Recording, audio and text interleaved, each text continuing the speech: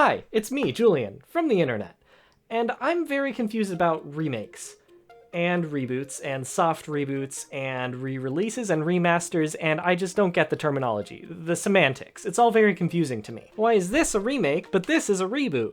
Huh? The fuck? Why are there 2 games called Prey? 2 games called God of War? 2 games called Tomb Raider? Today I'm gonna figure out all that and more, so you stay tuned. You don't turn that dial.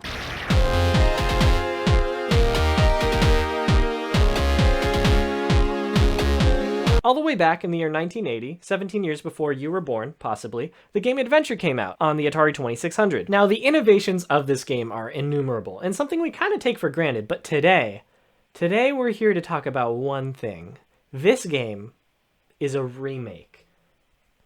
Kinda. It was based on the 1976 text adventure called Colossal Cave Adventure. What Adventure did was essentially take this old choose-your-own-adventure computer program and adapt its structure for a console. That basically meant getting rid of all this stuff, and replacing it with glorious graphics. Somebody get this freaking duck away from me! This also meant simplifying the game. As the creator of Adventure, Warren Robinett, says in a 2015 interview, Colossal Cave required hundreds of kilobytes of read-only memory. The Atari had 4. The game was totally transformed in its translation to a new genre. And while you could argue that this was more of an adaptation than a remake, you know what, I'm gonna call it a remake, because this is totally in line with how confusing the remake, remaster, reboot, soft reboot, re-release terminology would become 20 to 30 years down the road. For the next 10 years or so, most games that we would today categorize as a remake followed in Adventure's footsteps by taking an old-ass game and updating it for modern hardware and people's expectations at the time. But it didn't take long for game companies to start realizing that nostalgia sells games. Enter Super Mario All-Stars on the Super Nintendo. Now, while I wouldn't call this the first nostalgia-driven remake, it definitely was the first of its kind to become as popular as it did. Super Mario All-Stars compiled the first 3 Super Mario Bros. Games from the Nintendo Entertainment System, keeping their physics and level design intact while updating them with the SNES's 16-bit graphics and sound to make them look more like Super Mario World. Sound familiar? Let's jump ahead a bit to a remake so universally loved that most people simply call it remake. Resident Evil, or Remake, is a 2002 GameCube remake of the 1996 PS1 game also called Resident Evil, or Biohazard in Japan, not to be confused with Resident Evil 7 Biohazard, or as it's called in Japan, Biohazard 7 Resident Evil. This Resident Evil, while covering the same ground story-wise as the original, is a complete rehaul with entirely new graphics, level design, and sound design, while still keeping the same core gameplay as Resident Evil on the PS1. So that's a remake, right? Most people call it a remake, hell, most people call it remake, so I guess I can use that game as my framework for what a remake is, generally. And that's what I would say if I was an asshole. But I know better than that, and you should too. I'm very disappointed in you. Let me draw something up real quick. This is the remake spectrum. It goes from basically the same game, or BTSG for short, all the way to not even the same game at all. So,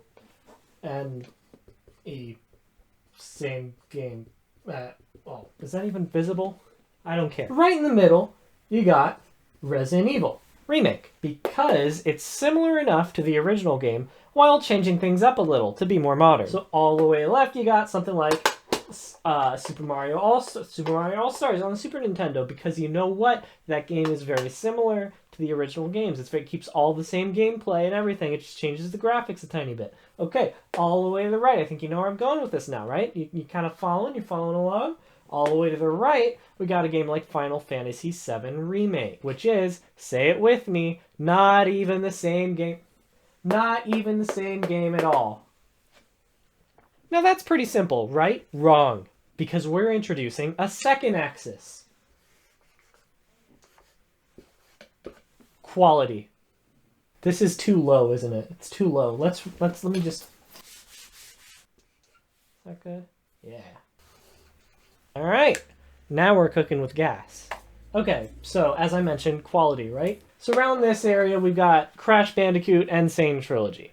It aims to keep the level design totally intact and to be the way to play these games. Unfortunately, they totally botched the physics, making these games really difficult to play, even if you don't have muscle memory from playing the originals, which I didn't. Plus, the hitboxes suck. Also, the lighting is garbage, and the textures are way too realistic. It's so weird. I don't like it. Where's the charm? Where's the character? This game goes all the way down here, all the way down there. That's where Crash Bandicoot and Saints Row, maybe a little bit higher, because it was kind of fun to play, and I'll probably play it again. Maybe like right there. So not way at the bottom. That's rock bottom, by the way. Rock bottom. That's where the worst of the worst goes. Rock bottom, right there. Crash, it's not quite there at rock bottom. It's maybe right there. That's better. That's fine. That's where it is. You can't argue with me. This is objective. Video game scholars will be consulting this definitive graph for years, for decades. You're welcome. I am glad they gave Crash 4 to Toys for Bob, who, by the way, made the Spyro remake, which I would probably put around here. Yeah. Maybe like here. It's pretty fun. I liked it. One thing I'm realizing now is that it does become a lot more difficult to determine relative quality when the goal is to be different from the original. For example, Final Fantasy VII Remake aims to completely modernize the original by totally overhauling the original story, the level design, the gameplay, the graphics, the sound, everything is different. It's not the same game, to be clear. And it kind of makes you question, like, what is a remake, right? And I don't totally feel comfortable judging the quality of something like that on something as simple as this graph. This is clearly a conversation that requires a lot more nuance than something like a vertical sliding scale. So that's why I've opted to alter the spectrum slightly by removing the y-axis entirely as we approach the right side. So this definitive version of the video game remake spectrum is what I'm going to call Project Triangle Strategy. Let's also add a z-axis for how angry people will be for the placement of certain games on the list. Let's take this to a 3D model. So Crash is down here, but also pretty far back on the z-axis. Meanwhile, I think Mario All-Stars' placement is pretty uncontroversial, so that'll stay pretty close to the middle. And since the anger variable can't really exist for the side of the spectrum that doesn't measure quality, it'll look more like this. This is the final version of the Internet Julian video game remake spectrum, until I can figure out how to make my 4-dimensional model. So now you should have a pretty solid understanding of what a remake is. But what's a reboot? Come here. Come step into my office. We got Tomb Raider, we got Doom, we got Wolfenstein, The New Order. These are games, sometimes annoyingly with the same title as another in the franchise, that ignore all established canon and sometimes gameplay conventions to start fresh, usually for a new audience. A new generation of epic gamers. It is generally accepted that the games I just mentioned are reboots. They're not remakes because they're not remaking a specific game. It's more like they're the new first game in the franchise. Like they're starting fresh, a clean slate, establishing the new status quo, if that makes sense. Let's see, what else do we got here? We got DMC, we got God of War. What's going on? Okay, so what's happening with God of War? It plays like a reboot, chucks all the old mechanics out the window, and replaces them with an over-the-shoulder, all-in-one shot, no interesting camera angles, raise your son and throw your axe kind of game. You know the type. So, reboot, right? But hang on, Julian, you say, you God of War expert you. This game takes place within the established canon of the God of War franchise. It's basically a sequel to God of War 3, I can hear you say, and make no mistake, I can hear you, and see you. And you're right, because this isn't a reboot. It's a soft reboot. This game is meant to be a starting point for new fans, while not discarding the old games so as not to displease the old fans. There are a lot of games like this. You could argue that Metroid Prime is a soft reboot, taking what works about the Metroid franchise and retooling it for a new generation, while keeping it within the established canon. Doom, which I mentioned before, takes place in the same canon as the other Doom games, maybe? I don't know. It's honestly kind of unclear. Doom canon doesn't really make any sense, and you know what? Maybe canon shouldn't make sense. Who cares about canon? Maybe we should destroy canon. Maybe we already have. Canon is dead, and we killed it. This is a segue into fan remakes. Milton Guasti's AM2R, or Another Metroid 2 Remake, is a fan remake of... guess. Yeah, that one. The interesting thing about this remake is that it is now one of two remakes, the other one being... Ooh, I have that game. Ow. The interesting thing about this game is that it's actually one of 2 remakes of Metroid 2, the other one being an official remake made by Nintendo. Contrary to what the title might suggest, another Metroid 2 remake actually started development about 10 years before the official remake was even announced. Is this upside down? It's not. Nice. At the time, there were several fan remakes of Metroid 2 in development, thus Gwasti decided to go with a tongue-in-cheek title that ended up sticking, despite the fact that all those fan remakes ended up falling through. Luckily, as I mentioned before, we now have another Metroid 2 remake, in addition to another Metroid 2 remake, which makes the title applicable again. I'm not going to go too much into the differences between the 2 Metroid 2 remakes because, to be honest, Mark Brown over at Game Maker's Toolkit made a pretty thorough and thought-provoking video about the subject already, which I recommend you check out. But the gist of it is, they both have their own ways of remaking Metroid 2. They both have their own interpretations. Another fan remake worth mentioning is Black Mesa, a remake of the original Half-Life with the graphics and design sensibilities of Half-Life 2. What's notable about this specific fan remake is that Valve actually let the makers of Black Mesa sell their game on Steam, Valve's own marketplace. This is pretty much the exact opposite reaction that Nintendo had to Samus Returns, which was a cease and desist, which ended up resulting in the game being deleted from the internet. Now, you're probably thinking that it's impossible to delete something entirely from the internet. Now, the only thing we really have left to cover is re-releases and remasters, and honestly, I think that's pretty simple stuff. New game system comes out, can't play an old game on it, so the powers that be make you pay $40 to $60 to remedy that. It is what it is. Sometimes they'll slash HD on the end of it, sometimes they'll add Funky Kong. The line between remaster and remake can sometimes be a little blurry, but generally it's pretty clear which is which. I don't think it's worth talking about too much. So I think we've learned a lot today about remakes and reboots, and soft reboots. That was quite the journey, and I appreciate you hopping on this knowledge train with me, but don't pull that cord yet, because we got one more stop before the end of the line. Remakes and reboots. That's some pretty clever stuff for such a young, artistic medium to pick up on so quickly. A little bit too clever, if you ask me. There's no way they did this on their own. Who taught you how to do this stuff? You, all right? I learned it by watching you. Parents who use drugs have children who use drugs. I won't spend too long talking about this. It's pretty common knowledge at this point that the film industry is pretty oversaturated with remakes and reboots and soft reboots, but please, please, for the love of God, please let me talk about the absolute absurdity that is the state of the Halloween franchise.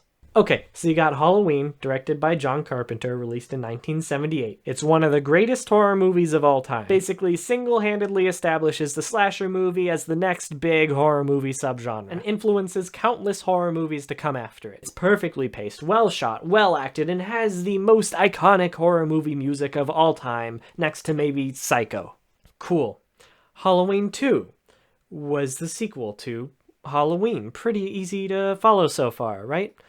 Spoilers for the Halloween franchise, 3, 2, 1. So Michael Myers, the main antagonist of the first 2 Halloween movies, dies at the end of Halloween 2. Halloween 3, Season of the Witch, comes out. Now, I know this is technically a sequel because it is numbered, but Halloween 3 is kind of a reboot. Kind of. Now that the face of Halloween is canonically dead, they decide, hey, let's make the Halloween franchise more of an anthology series. So each movie will have a new story, new characters, and take place in a new continuity. Reboot. However, things start to get messy with Halloween 4, The Return of Michael Myers. Clearly, audiences were upset that their favorite horror movie villain was dead, so they brought him back. In a movie that is essentially a sequel to Halloween 2. This movie completely ignores the events of Halloween 3, which makes sense because that movie took place in a different continuity anyways. The next 2 sequels are pretty standard stuff. We've got Halloween 5, The Revenge of Michael Myers, and Halloween, The Curse of Michael Myers. Both these movies take place within the same continuity as Halloween's 1, 2, and 4, continuing the story from those films, albeit in typical convoluted horror movie fashion. Enter Halloween H2O, 20 years later. That's the name of the movie. It actually comes out 3 years after The Curse of Michael Myers. The movie's story takes place 20 years after Halloween 2, and ignores the events of every single Halloween movie after Halloween 2. So it's basically like a new Halloween 3. Or 4. Whatever. In a way, it's a soft reboot. And 4 years later, we get Halloween Resurrection, the sequel to Halloween H2O 20 years later. So now we have 3 different Halloween canons. The original canon with Halloweens 1, 2, 4, 5, and 6, the Halloween 3 canon, which never comes back, and the new H2O canon, which is Halloween, Halloween 2, Halloween H2O 20 years later, and Halloween Resurrection. Now I know what you're thinking.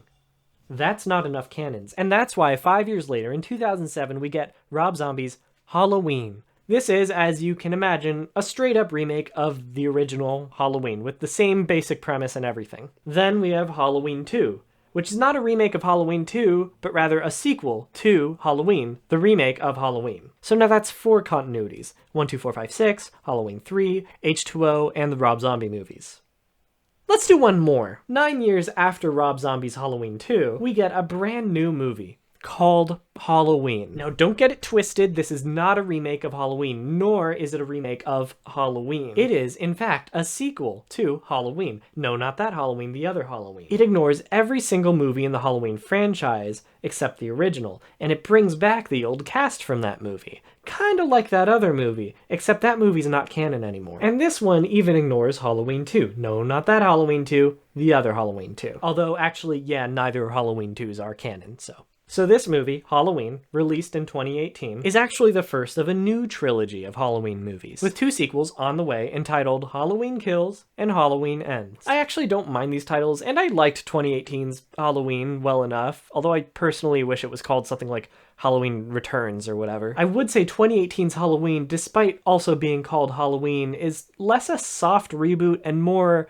revival, or a sequel even, because it very much assumes that you've seen the original Halloween. So now we have 5 continuities. Halloween's 1, 2, 4, 5, 6, Halloween 3's failed horror anthology, Halloween, Halloween 2, Halloween H2O, and Halloween Resurrection, Rob Zombie's Halloween and Halloween 2, and finally, Halloween, Halloween, Halloween Kills, and Halloween Ends.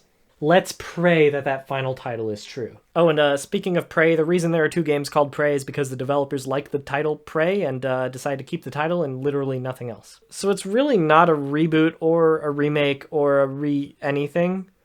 In fact, it doesn't even really belong in this video, so I unfortunately can't put it in my Project Triangle Strategy 3D. But I'll put the Halloween movies on there if you want. There they are. There you go.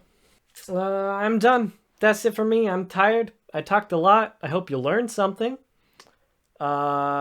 Gee, those video games sure are something, aren't they? Oh, please subscribe.